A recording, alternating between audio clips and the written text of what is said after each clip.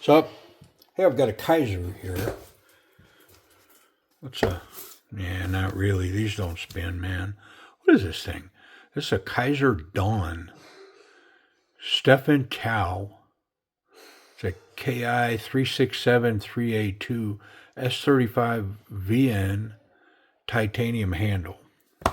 I can't say that I know what a Dawn is. It's not ringing a bell for me. I'm kind of at a loss here. So we're going to get a good look and see what's up. Looks like there's a full patch of hardware in here. Looks bronze.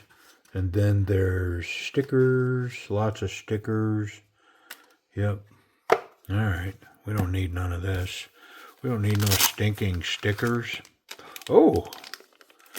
Oh, man. Look at this thing. Wow. Holy moly. Look at that. Okay, I had to go look. This isn't an old Kizer. This is a new Kizer. And I took a run at this and won it.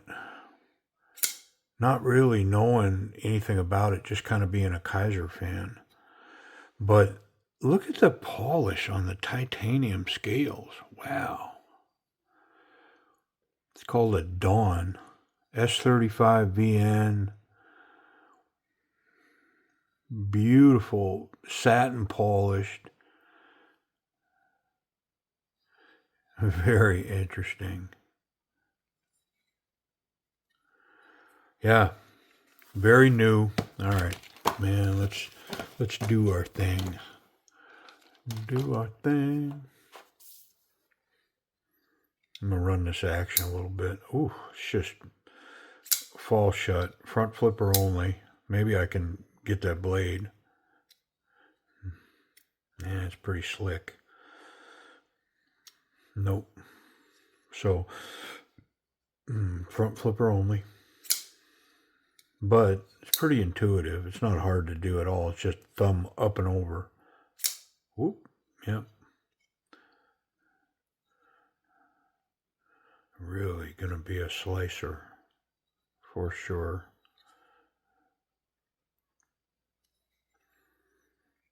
I mean, it actually has a tip to come down. Oddly enough, with the nature of that blade, you wouldn't think so much, but there is an absolute needle of a point almost straight on with the pivot. So lots of power to come down this way with this knife. And it's girthy. It's got some weight. And just by the feel of it, it's all the blade. Yeah, that blade is a big old piece of steel. Very cool. Let's get in. Looks like anodized titanium hardware. We already saw the brass hardware kit, but it was a bunch. I'm guessing maybe these two screws under the pocket clip, these two in the body, and then the pivot. It's got two for the metal insert as well. I do see that in there, and they're gold anodized as well. Captured pivot, but it's got a mount and a Loctite. Woo, is that tight in there? I'm going to look at where we're locked up here. The outside, the inside. Yeah, very tight on this pivot screw. I need to keep hard pressure down on it because even now it's still very tight. Just a ton of Loctite in there. I can see it. Yeah, look at it all. Ooh. Okay, well, looks like we got two T8 scale screws, big ones, all the way through to the other side. Yep, we're free. I felt it pop free. Yeah, there's two here holding the pocket clip, and then there's one holding the metal insert in. And we're pretty close to where it was. See where we are now? Right there. Well, that's where it locked up over there. I mean, about 1/8 of an inch away. I could take maybe half of that, but I mean, it was running pretty good. I think I'll leave it be. And then the backspacer is held in by the 2 screws that run through. So when the screws come out the back, well, it's got a couple of little dimples that help hold that down right there. Yep. All right, let's look at this blade. Small bearings, little washer, and even the insides of this titanium is polished up. Very cool. I mean, it's unique. I haven't seen a lot polished like this, done up. And I do like the rivet style pivot on the show side. Pretty nifty. I am going to check all this. Yeah, so that's steel, steel, steel, ceramic and brass on the bearings. The pivot should be steel, yep. The stop pin is steel. Backspacer is titanium. And then the pocket clip's titanium. The screws are steel. And then the metal insert and the screw is steel here. So the titanium's the backspacer and the scales. And then everything else is steel. Yeah. All right. A little wipey time. Yeah, this is where all of our weight is. And I'm going to show you why. So by design, this piece of steel is this thick. I mean, it's almost 1/4 of an inch thick. That is a big chunk of steel. And then they ground it thinner for this top swedge. And then, of course, the flat bevel for the bottom edge. But through the center, it's this big slab of steel. That is a big chunk of S35. Thick, heavy. Yep. Nice skeletonizing on the scales. And then heavy milling on the outside of the scale. Yep. It's got this wonderful textured mill work there. Same on the backspacer.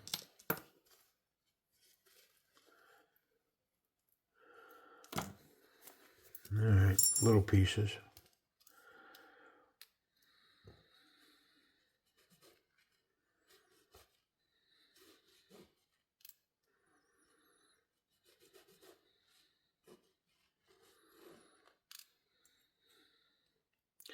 I mean, I didn't really see any oil in here at all. I don't think it was lubed. I'm just wiping nothing here. Put a little lube in this thing. I'm going to have to watch my fingers because that thing was a guillotine.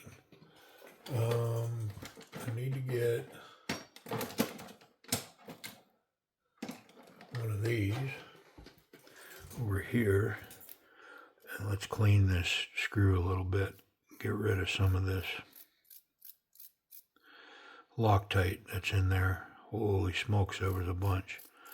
It was really tough to get that out of there. And then I'll run that in and out a few times as I'm putting it together to try to free up more of that. All right. Shiny side up.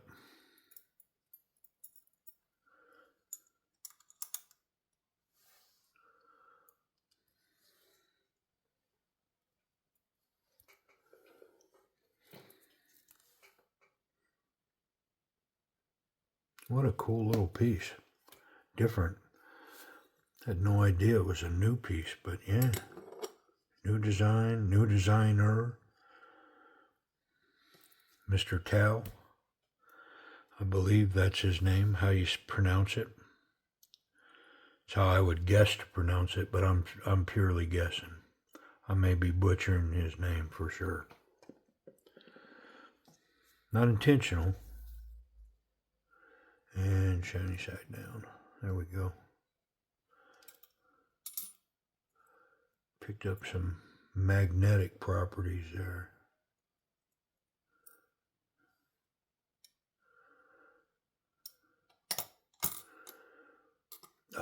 moved on me.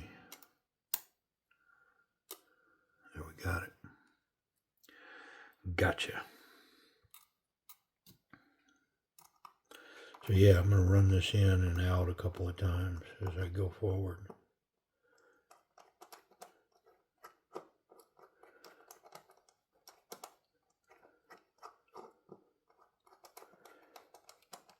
Clear those threads or some of that Loctite. I don't mind leaving some in there. I want to lock that down, but man, that whole thread was covered.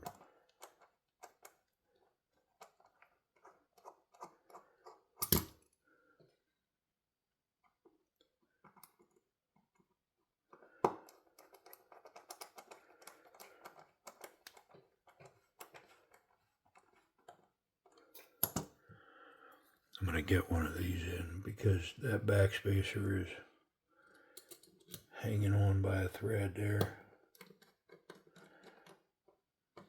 I should put it on lockdown. Wow, very nice.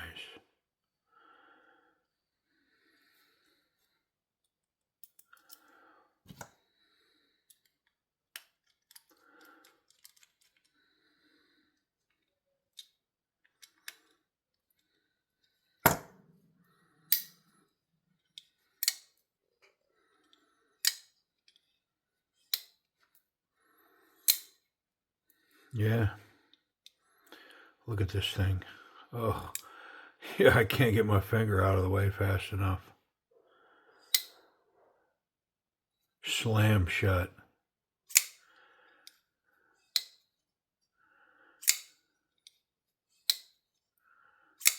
Man, oh man. I mean, this may be a first for me on the channel, but I may not give up an A+ on this action because it's too good. It's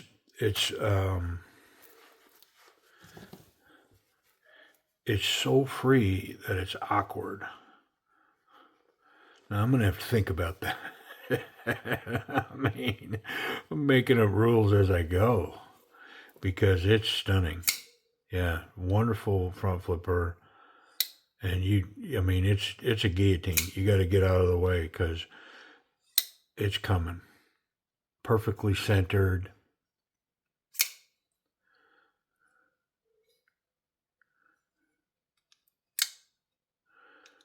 Yeah, and if you don't lean it forward, it'll just go back.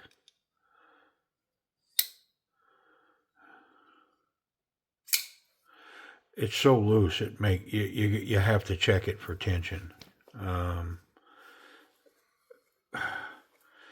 My guess is that's why it had so much Loctite. Is it flows so free that it makes you feel like it's coming loose, but it's not loose at all. It's A+ action. I mean, I don't think I can fault the action. Like, I can't downgrade it to an A because it's too good. I mean, it's A+ action. I'm not even gonna dilly dally. I'm not even gonna dilly dally with it, man. It's A+ action. Wonderful, stunning. I don't know if they're all that way, but golly, if they are. And then these polished titanium scales. The action's a A+. The ergonomics, really comfortable in hand. My last finger kind of actually goes past the scale and back there, but it's locked in. It's wonderful how that locks in. And so the result is not so confident, very confident. I mean, this thing's going to start to slide towards very confident. Really nice locked in grip in the hand. All this milling helps to give your fingers bite on the knife. And it does have a reverse grip. You can reverse grip it, I don't know, however that goes. And then if I was going to hammer with this knife, I would go here because my palm's really jacked in there. I am able to cap it with my thumb on the top here. And boop, I could get a pretty powerful down thrust with that. So ergonomics are solid.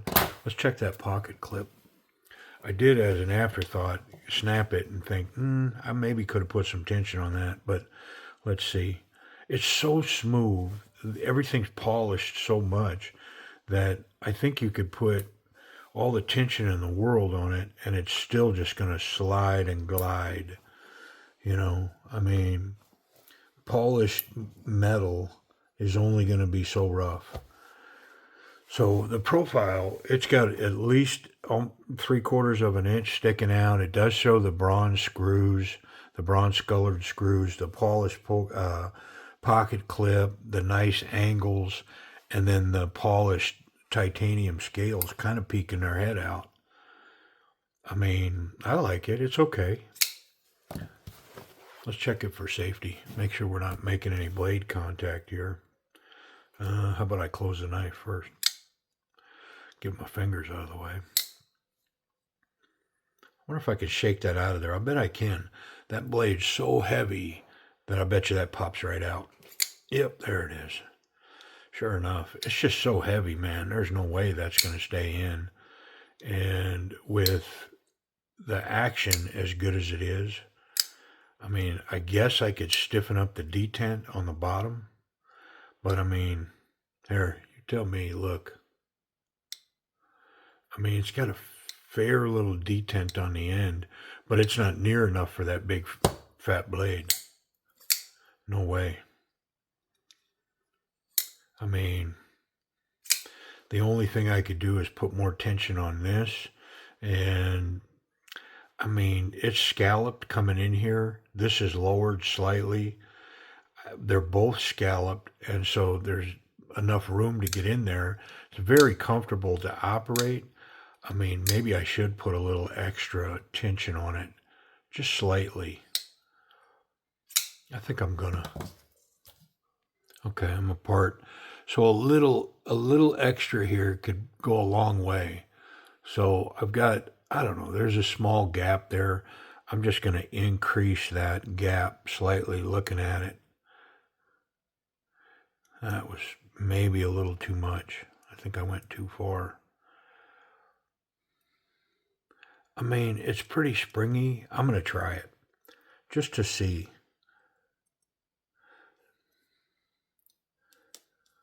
It's probably too much, but I don't know. I think I'm being lazy. I should probably just pull the metal insert and because the metal insert on this knife also acts as a stop over travel for the lock, which keeps me from adjusting it back. You know, I went too far. Now I can't go back because of the metal insert. That's all right. We're about to find out. It's a quick little couple of screws. Now I can check it. Yeah, it's definitely stiff. And it's still a guillotine. Yeah, I can't flick it now. It's too tight. Look at the detent on the bottom now. Ooh, I can barely pull it out of there.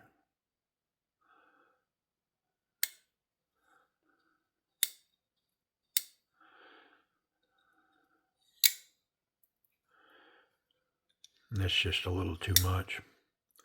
But I bet you I can still throw it. Oh, I can't. So that was definitely the fix, but I'm gonna have to find a middle ground because I it's so tight now that that's uncomfortable unlocking it, and you really got to want it. Which, I mean, it's really coming out of there nice, I have to admit. It's just a little too much. I'm not even going to play with it.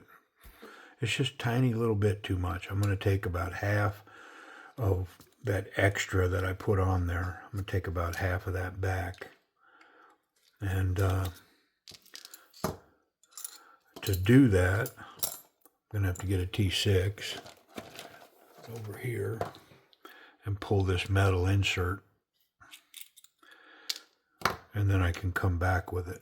Let me see where I'm at.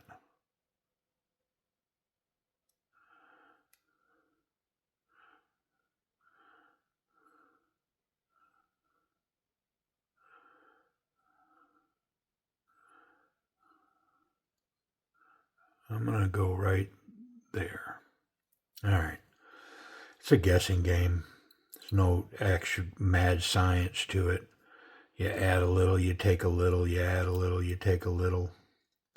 The key to adjusting a lock like that, a frame lock or a liner lock, is just patience and the resolve to take it apart and do it again. Just no matter what, I'm going to keep messing with it until it's just right.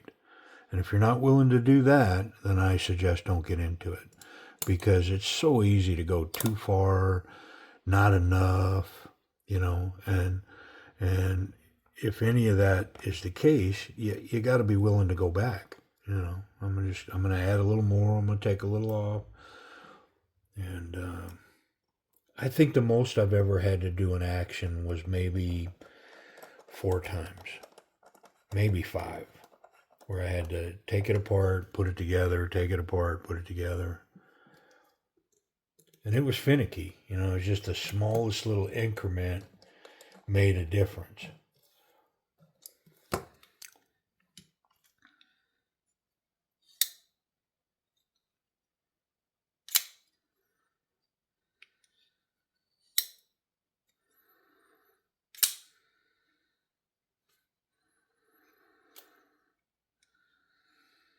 It's lighter than it was, but it's stiffer than it was originally.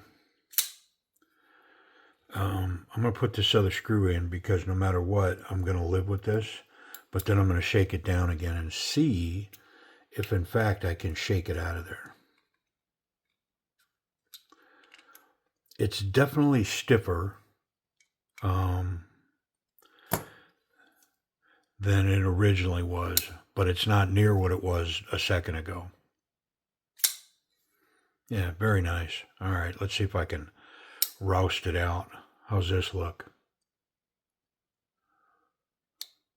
That's nice. Yeah, I think I found the median. How about it? All right, man, let's wrap up on this thing. I checked it for safety, didn't I? Well, I'm going to check. Make sure I can't get blade contact. Ooh, yeah, I can catch that tip pretty easy right there. See that tip? Yeah, I can. I can definitely. The tip's exposed.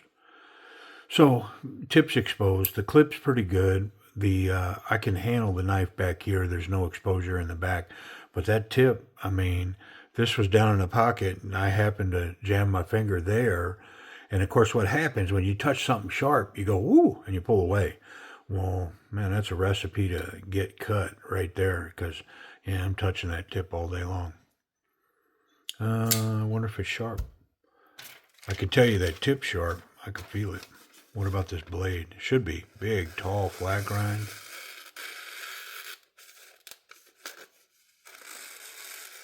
Yeah, it's crazy sharp. Doesn't need a strop, none of that. Very good to go. Well, let's talk about price and availability. What's something like this go for? I have a sneaking suspicion it's a bunch. Yeah. So I'm seeing this on the Kizer site, and it looks like they're asking $169 for it. And honestly, I'm not seeing it anyplace else. Like standard go-tos, I didn't see it on White Mountain Knives. There's none on eBay. I just happened to come across this one. Yeah, buddy. Pretty cool. Question is it unique enough for me to throw it in my Kizer collection and keep it, or should I send it over to the Timber's Edge? I don't know. I'm thinking collection. It's just such a unique piece, man. So odd that, yeah, I think I'm going to have to keep it. Yeah. Thanks for being a part of my decision-making process, idiot. All right. Hey, I appreciate y'all watching. Pretty cool piece, man. The Kizer Dawn.